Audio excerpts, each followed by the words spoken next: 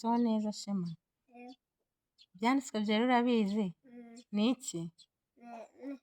ni ijambo ry'Imana. Amen. Urakoze cyane. Harimo imiburo myinshi rero mu byanditswe byera.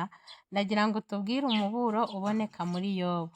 Yobu 28 kwa 28 havuga ngo bazibwira umuntu iti dore kuba w'ubwo bwenge kandi kuva mu byaha ariko kujijuka. Amena. Imana ituburira ko tugomba kuva mu byaha kandi tukayubaha nibwo tuzagira ubwenge. Urakoze cyane. Tubwire n'umuburo uboneka muri Zaburi.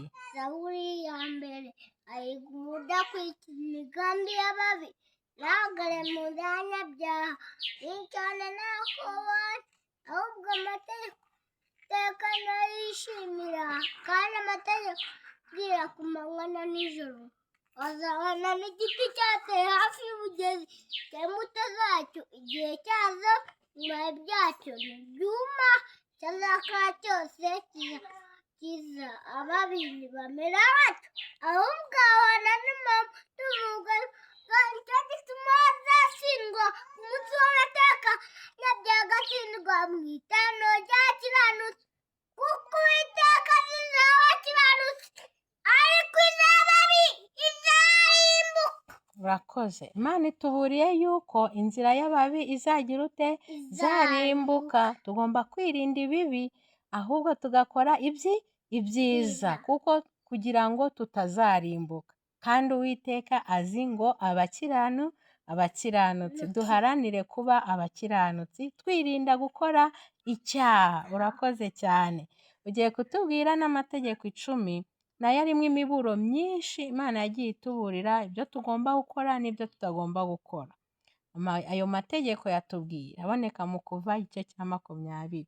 Kuva igice cya 20 hambere kugeza 17. kugeza 17. Imana ivuga aya magambo yose iti ndi Uwiteka Imana yawe nagukuye mu gihugu cya Egiputa mu nzu y'uburetwa. Ntukagire izindi mana mu maso yanjye, ntukiremere kibajwe cyangwa igisa n'ishose yo mu ijuru cyangwa hasi ku butaka cyangwa mu mazi hepfo y'ubutaka. Ntukabyikubite imbere, ntukabikorere. Uwiteka Imana yawe ndi Imana mpora abana gukiranirwa kwa se nkageza kukuza n'ububi bw'abanya nkababarira abankunda akitonda amategeko yawe nkageza kuza babo b'igihumbi. ntukavugire ubusa izina ry'Uwiteka nawe cyangwa kuko Uwiteka atazakwanga utacumuye ubugira uzirinde rye. Wibuka kwera umunsi w'isabato mu minsi 6 dukora abakora imirimo yawe yose ariko wa karindwi niwo Sabato y'Imana yawe. Ukagira umuntu wose ukoraho wowe ubwawe cyangwa umuhungu wawe cyangwa umukobwa wawe cyangwa umugaragu wawe cyangwa umuja wawe cyangwa itungo ryawe cyangwa umunyamahanga uri iwanyu kuko mu minsi 6 ari yo Uwiteka yaremye ijuru n'isi n'inyanja n'ibirimo byose akaruhukira karindwi. Nicyo cyatumye Uwiteka umunsi w'isabato akaweza wubahe so na nyoko kugira ngo uramire mu gihugu Uwiteka Imana iguha. Ntukice, ntugasambane, ntukibe, ntugashyire inyama mugenzi wawe, ntukifuze inzira mugenzi wawe cyangwa umugaragu we cyangwa umuja we cyangwa indogobe ye cyangwa ikindi kintu cyose cya mugenzi wawe. Amena. Aya ni amategeko 10 Imana yaduhaye. Tugomba kugira ute? Kuyubahiriza uko Imana yayaduhaye.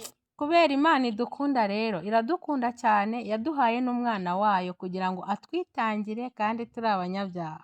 Isomo rigaragaza urukundo riboneka muri Yohana, ugiye kuritubwira. Yohana 3:16. Kuko Imana yakunze abari mu isi cyane, byatumye itanga umwana w'ikinege kugira ngo umwizera wese buka ahubwo yakugira. Amena. Imana yaradukunze cyane kugira ngo tutazarimbuka. Nawo ni umuburo. Yaduhaye Yesu atwitangira turi abanyabyaha kugira ngo tutazarimbuka, ahubwo duhabwe iki? Ubugingo buhoraho. Urakoze cyane.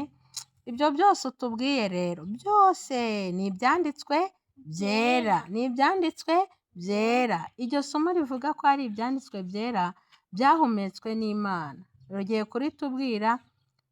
Riboneka mu rwandiko rwa kangahe? Rwa kabiri.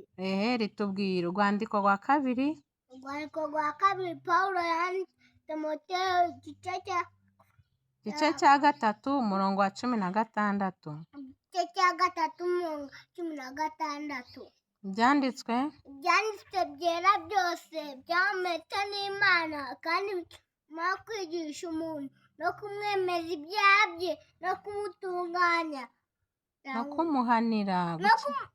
kumuhanira gukiranuka, kugira ngo umuntu w'Imana abe afite ibimukorera byose, akore imirimo myiza yose. Amena. Imana iradukunda cyane, yaduhaye n'ibyanditswe byera kandi ngo byahumetswe n'Imana, kandi bigira umumaro wo kwigisha umuntu ibyaha bye no kubimwemeza no kumuhanira gukiranuka, kugira ngo umuntu w'Imana abe agize ute?